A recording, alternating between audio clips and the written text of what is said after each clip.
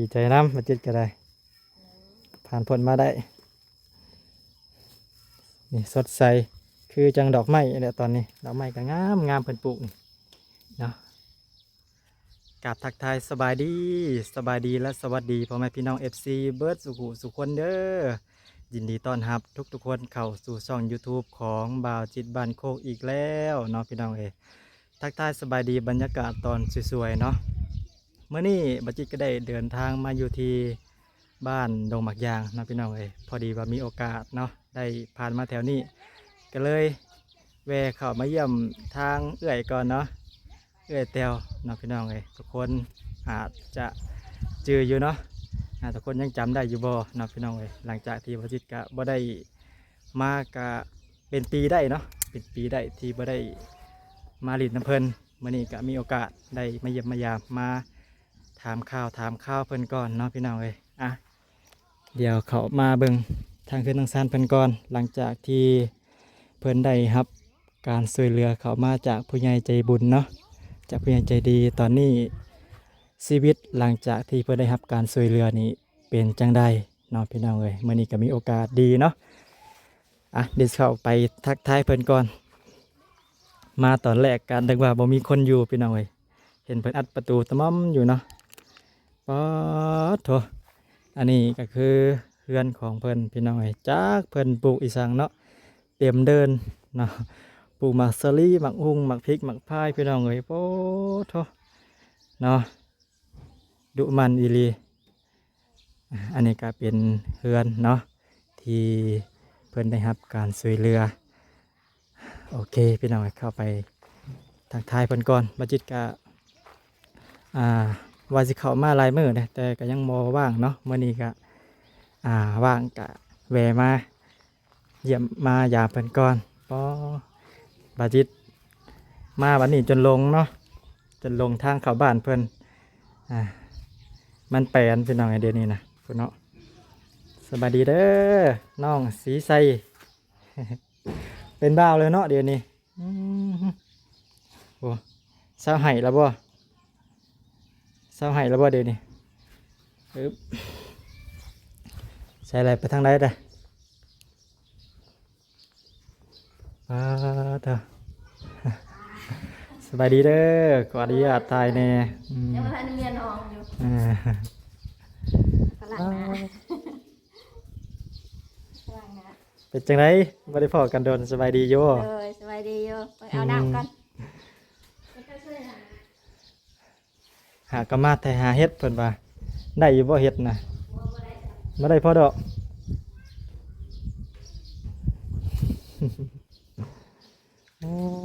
เนาะเฮ็ดปวกออกแล้วเดี๋ยวนี้ก็ได้เนาะพี่น้องโอ้ยเรือนซานเพิ่นตั้งดุปลูกอีหลีเนาะโอ้เต็มเบิดนี่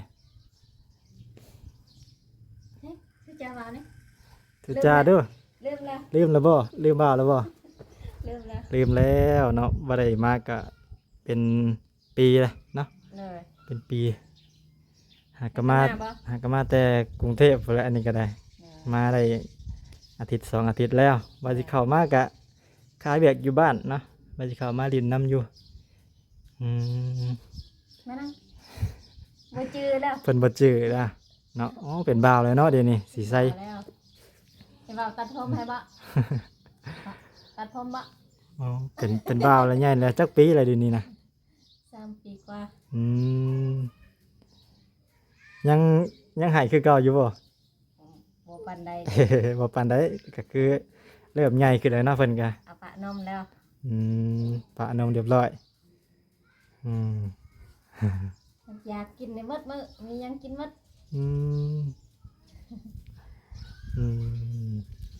ดอกเด้อเศร้าให้แล้วเนาะเพิ่นก็ใหญ่ละ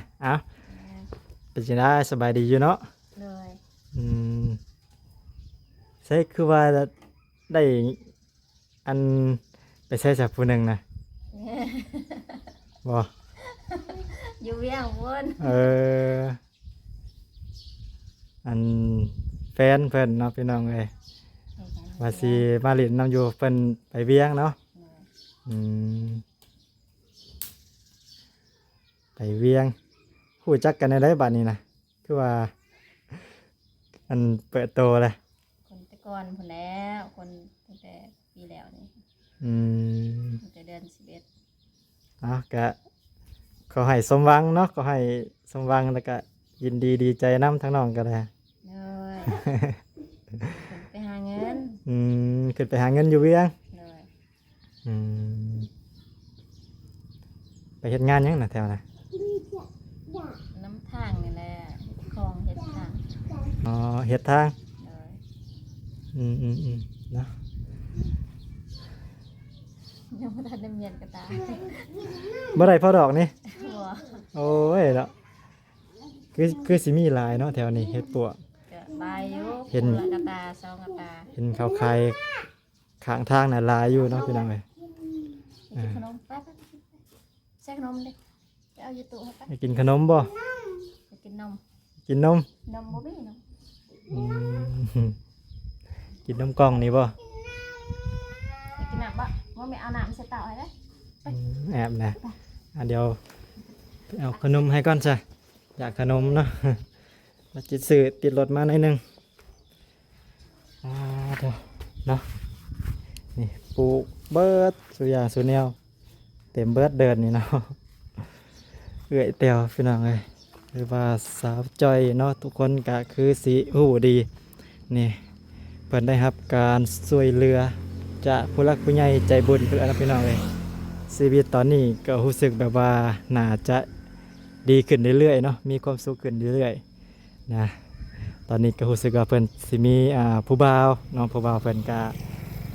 ไปเฮ็ดงานอยู่เวียงตอนนี้เนาะ ก็ขอให้เพิ่นสมหวังเนาะพี่น้องเอ้ยชีวิตของสาวแตวนี่โอ้ยรู้สึกแบบว่าสิโศกเศร้าหลายตอนนี้ก็รู้สึกแบบว่าสิหน้าตาสดใสเนาะมีรอยยิ้มขึ้นหลายแล้วเอาขนมไปต้อนหลานก่อนพี่น้องเอ้ยเนาะเอาขนมไปต้อนหลานต้อนน้องสีไส้ก่อนนี่บ่จิตก็บ่ได้เข้ามาโดนแล้วพี่น้องเอ้ยเข้ามาก็เกือบลงเนาะเพราะว่าตอนนี้แถวนี้เพิ่นเฮ็ดแปลนเบิดเลยเนาะแต่ก่อนนะมีแต่ป่าเนาะมีแต่ป่าแต่ดงแต่มาเดี๋ยวนี้ก็แปลนเบิดเนาะ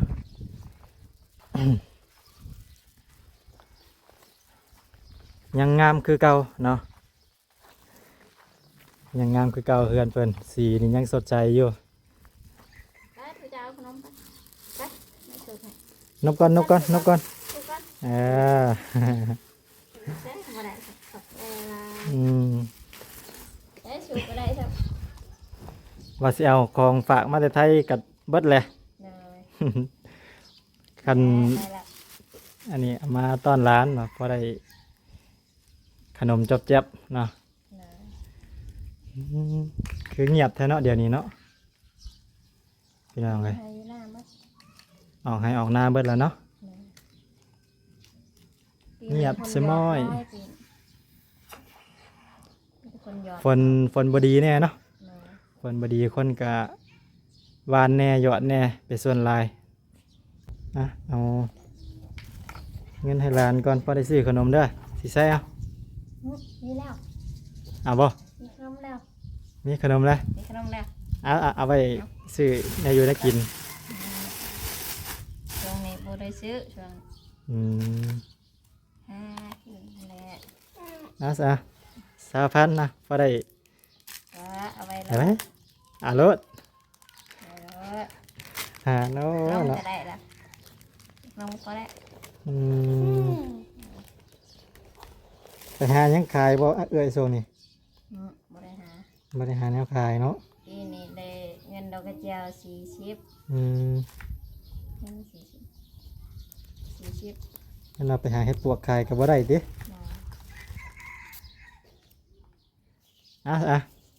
20 บาทพอได้อันนี้เห็นว่าเงินไทยอันนี้สิใส่ เอาเงินไทยมาฝากเอาเงินไทยหันเอา เอาไว้พอได้เอาไว้เบิ่งเงินไทย เอาไว้แย่งขอบใจละ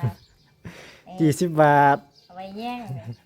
เหลือเท่านี้เนาะเงินบาท ไว้แย่ง อืม ฟันธง เอาไว้เป็นคอนทงเนาะ ซ่บบ่ได้ขนมน่ะไปเลย หายังมาปลูกบ่ หึ หายังมาปลูกบ่มีลายอยู่ อ๋อเนาะ เดือดเอาเลยถึงทางล่างบ้านผลลาย มีหยังแน่น่ะ ไปเบิ่งไปมีลายอยู่ มะเขือบักเพชรก็มีอะเนาะโอ้คักแท้นี่ผักสวนครัวเพิ่นมันพริกมันพายมาเลาะเบิ่งก่อนเพิ่นปลูกอีหยังแน่นี่ผักบ้งเนาะ เชื่อบ่ หึ เชื่อ ไปเบิ่งก่อนอะยังมาปลูกบ่เพิ่นว่า หาเลาะหาส้มเบิ่งก่อนพี่น้องเอ้ยนี่เนาะป้าโทเพิ่น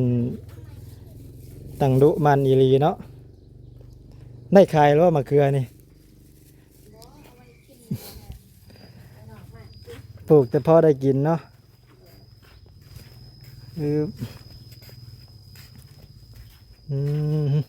เต็มหมด เต็มเบิดเนาะ เต็มหมดแล้วเอาสิใช่บ่ เดินเพิ่น คืนเสียงแซ่บ อืม เต็มหมดแล้ว เต็มเบิดเดินบ้านนี่เนาะอันนี้มันบ่นี่ มัน เกลือมันเนาะอื ไป ม ควัดยามมาเกี่ยวเขาพอดี อืม หมดแล้ว คักระวังงูระวังเงี้ยวเด้อนี่เนาะหกครับ มันสิมีตอนเช้ากับตอนแรก อืม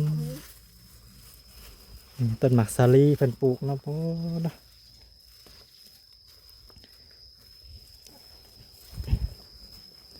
อ่ะเนาะจักสิเอาหยัง ง่ายลังในทางนั้นกัน หาเนี่ยมาปลูกบ่ จักสิเอาหยัง ตัดหญ้าลายดอก อืมดุปลูกอีหลีเนาะว่าสิไข่เพิ่นก็งามๆบักม่วงกกหมังมี่ก็มี ครบหมด ครบเบิดปอโท เสื่อมคัก อืม เอาสิใครบ่ ว่าสิไข่ให้ก็เอาเนาะ ยกก่อนเลยเด้ เอาลำหน่อยแล้วพอได้ปลูกเดี๋ยวมันก็ ยกก่อนรถ เดี๋ยวมันก็แตกบ่เอาเมื่อหลายนัก บ่เป็นไง มันนักรถนะโซนี่ก็คือสดใสขึ้นแล้วเนาะชีวิตสาวแตวฮ่าดีใจน้ำมาจิตก็ได้ ผ่านพ้นมาได้นี่สดใสคือจังดอกไม้เนี่ยตอนนี้ดอกไม้ก็งามเพิ่นปลูกนี่เนาะดอกหยังก็เอิ้นนี่ ดอกบานเชียงบ่ โอ้บ่ได้หามาปลูกในเนาะ ปลูก มีลายอยู่ ปลูกประดับตกแต่งพี่น้องเลยงามคักแท้ คุณอยู่หันมีบนตัง โอ้ยคักหลายพี่น้องเลยปลูกฟังเนี่ยอยู่น่ากินเนาะพอได้อยู่ได้กินเพิ่นก็ได้มะเขือ ก้อนนี้บ่ เอาบ่หลายเด้อพอได้ปลูก เดี๋ยวสิเอาก้อนหนึงละ อ๋อจะเอาเมื่อจังไดวันนี้ บ่ยากแล้ว เอาหน่อยหนึงเอาเมื่อบัดกอเลยก็สิเอาเมื่อได้บ่วันนี้ หัวตัดมันออกตัดใบออก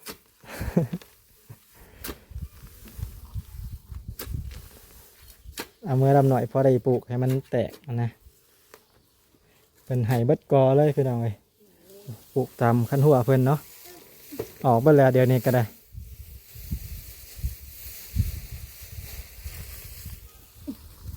ไปซะ ถ้ามันตัดกันเอาเสียมเลยบ่เสียมตัดเอาเนาะ อืม เสียมนี่แหละ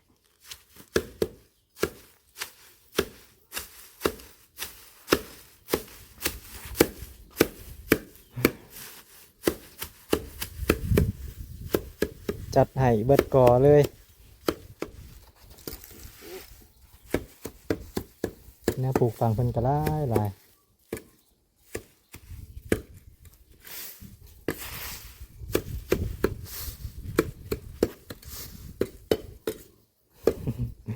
อยู่กันสองคนนี่เนาะช่วงนี้ เลย สองคนแม่ลูกอืม ก้อนนี่แหละ พอได้มีคนปะน้ำสีใสหน่อย ใหญ่เป็นบ้าวอะไรบัดนี้มาบัดนี้นี่เนาะเขื่อนซาน บ่ได้ไปอีก ประมาณ ปีหน้าบ่ บ่ว่าสิไปประมาณสิ้นเดือนนี่แหละอยู่บ้านบ่ได้อยู่บ้านเราไม่มีเงินใช้คือจังหวะนี่แหละ อีหยังกระแพง แม่น ยังอุกใจอยู่โพไปเรียนพอเมื่อคืนพอว่าใหญ่ไว้ให้แม่จะไปเฮ็ดเวียกอยู่ไทย อืม เฮ็ดเวียกอยู่ไทยยังได้บัตรเบ็ดก็ยังบ่ทันมีตัวบ่โดยังบ่ทันได้ แม่นอยู่มันก็ยากอยู่ได้เนาะต้องเฮ็ดบัตรเฮ็ดเบอร์ให้มันถูกกฎหมายเพิ่นไปบ่มีบัตรก็อยู่ยาก เนี่ยแล้ว อืม พออยากให้ไปอยู่ก็อยู่จังซี่แหละงอมๆแง่น อืมอยู่งอมแงมบ่มีเงินใช้อะเนาะ ดุก็ดุอยู่ดอกดุบ่มีเงิน ดูก็พอได้ใช้ได้จ่ายนะอยู่บ้านเฮาเนาะหาอยู่บ้านเฮา ห้าหยา อืม ห้าหยา เดี๋ยวนี้ก็ 3 มื้อยังบ่ได้เซนหนึงสั่งไปมา อืม ตามทายสิไปพี่ต้นดุฮ้อนตากแดด อืมอืมอืม เฮ้ยอยากกินขนม กินขนมมาเลยมาเลยขนม ไปเอาทางน้ำไปไป ไปเออ ทางน้ำเลยไปเร็ว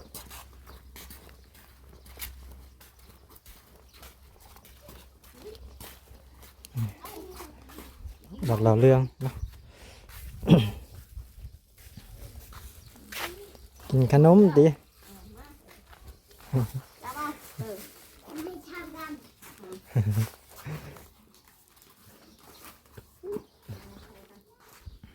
ไอ้ก่อนหนึ่งบ่ พอแล้วนี่สิเอาให้อีกอยู่เนาะก็เดียวก็สิเอาเมื่อบ่ได้เลย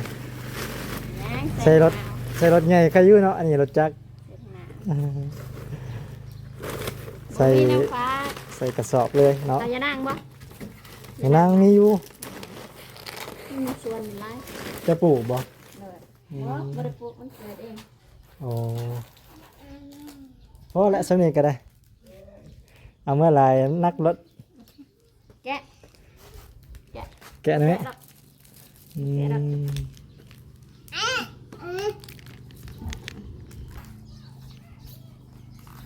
แซ่บบ่ ใช่บ่มาอยู่ คัน ลาวเด้อ คันแซ่บบ่น่ะไอ้ซื้อมาฝากอีกก็ได้มา ไปบ่มาอยู่น้ำบาวไปบ่ เชื่อบ่ ไปว่าสีใส่ โอ้ เอ้าตกแล้ว เอา เอออ่ะเนาะกะมื้อนี้กะมาเยี่ยมมายามทั้งเอื้อยแตวว่าสิมาหลายมื้อแล้วกะมาว่างจักเทื่อมื้อนี้กะแวะมาก่อน ดีแล้วมาก่อนคันเอาข้าวเอาน้ำไป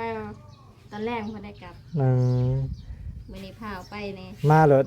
เห็นประตูเพิ่นอัดตะมอมอยู่ว่าสิออกกลับคืนแล้วว่ะ เศร้าเมื่อยนั่งเศร้าเมื่อย เพิ่นก็นั่งลิ้นอยู่พุ่นเนาะมาแต่หาเฮ็ดปวกเพิ่นว่า บ่ได้ บ่ได้ซับ ดอกนั่งยังบ่ได้ อ่ะเนาะกะพา FC มาเยี่ยมมายามทั้งเอื้อยเพิ่นมื้อนี้กะพอดีว่าสิขึ้นไปพุ่นแหละทางพลานเนาะก็เลยแวะมาลิ้นนำเอื้อยเพิ่นก่อนโอ้มาแค่นี้เอาอยู่บ่ สิหมดแล้ว เอาอยู่บ่ มากินมื้อแน่เลย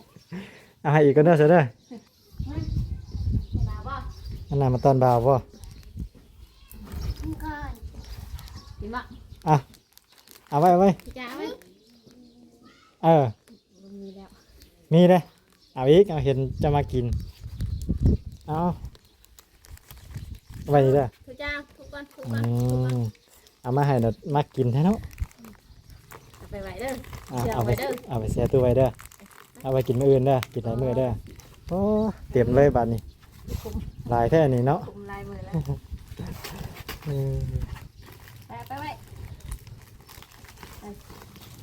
อ่ะเนาะตอนนี้ก็สบายอยู่เนาะเอ้ยบ่ได้เจ็บบ่ได้ป่วยเนาะ เลย อืม วันเกือบตาบอดใหม่ทาง โอ้โหไปหาเฮ็ดบ่ ไป หาหน่อไม้ อ๋อระวังเลยเนาะ ไปหอดปลาจะได้มืดฝนมาใบทางตาซะ เกือบเป็นตาบอดซ้ำโอ้ยเนาะนั่นเป็นแววอยู่ เกือบ เกือบเพกกับตัวตาเพิ่นเนาะเอามาอีกแล้วนั่นน่ะ มาอีกแล้วมา อืม เอากินบ่เอาเถอะ สิได้ไปปะก็ได้มานี่แม่มาดิดน้ำโอ้สิขึ้นไปทางฝุ่นต่อเนาะ เล อยู่ดีไม่แห้งเด้อเด้อ อยู่ดีไม่แห้ง อืม อยู่ดีไม่แห้ง สบายดีเด้ออ่ะขอบใจให้กันเด้อของฝากโพสิไข่พี่น้องเอ้ยให้บักหลายเนาะยังสิไปต่ออยู่ก่อนมันนี่ก็เลยบ่อยากเอาหลายอืมถ้ามีโอกาสสิแวะมาเยี่ยมใหม่ นะ ไปป้าเด้อสิใส่ ขอบใจอะไร เอ้ย จักกันจักปลาลูกกัน บ่สนนะได้กินนะเนาะ ได้กินอิ่มแล้วพจมจะกินขนมแต่เช้าเลย อืม ก็ไปหาหน้ำใหม่ก่อนจังมา เออพอดีเลยเนาะได้ขนมกินแล้วมื้อนี้ กินขนม กินดีเด้อ บัดลายอ่ะ ไม่กินมื้ออื่นเด้อไม่กินมื้อใหม่เด้ออืม น้ำปลาประดินก็เริ่มแล้ว เออเอาบ่น่าไอ้ซื้อมาฝากอีกเมื่อก่อนมื้อนี้ ไปไทยก่อน คันบ่ได้ไปไทยปะก่อนสิเข้ามาเยี่ยมอีกเนาะว่าสิมาหาเพิ่นนั่นแหละมาเยี่ยมมายามอ่ะ มีแนมผ่านไปอะไรมา บ่เป็นหยังบ่เป็นหยัง ยามน้ำไม่ไหล อืมน้ำใหม่ยังบ่ทันออกเลยเนาะ ไม่ไหลออกกับ อืม เล็ด มะเขือกำลังออกเนาะ เอาบ้าง บ่พอแล้วตัว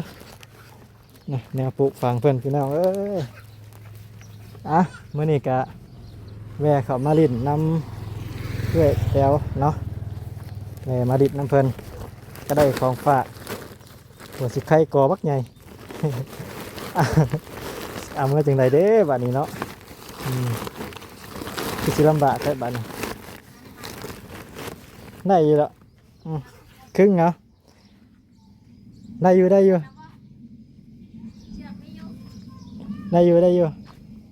อ่ะเนาะพี่น้องเลยก็คือสิมีประมาณนี้เนาะสำหรับคลิปนี้ก็แวะเขามาลิ้นน้ำเต๋วเนาะหรือว่าสาวจอยพี่น้องเอ้ยที่ทุกคนรู้จักกันดีเนาะก่อนที่เพิ่นสิได้เกิดหลังงามสิกะผ่านแบบว่าทุกข์มาหลายเนาะพี่น้องเอ้ยก็มื้อนี้ก็มาเยี่ยมมาลิ้นน้ำเพิ่นเนาะชีวิตตอนนี้ก็สดใสขึ้นหลาย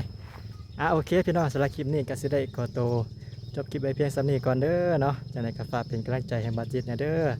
ฝากกดไลค์กดแชร์กดติดตามเนาะและที่สำคัญก็ฝากเบิ่งโฆษณาให้บัดจิตนะเด้อเพื่อจะได้มีกำลังใจเนาะในการถ่ายทำคลิปต่อๆไปคลิปนี้ก็สิได้ขอตัวคำว่าสบายดีขอตัวลาไปก่อนเด้อเนาะพี่น้องเอ้ย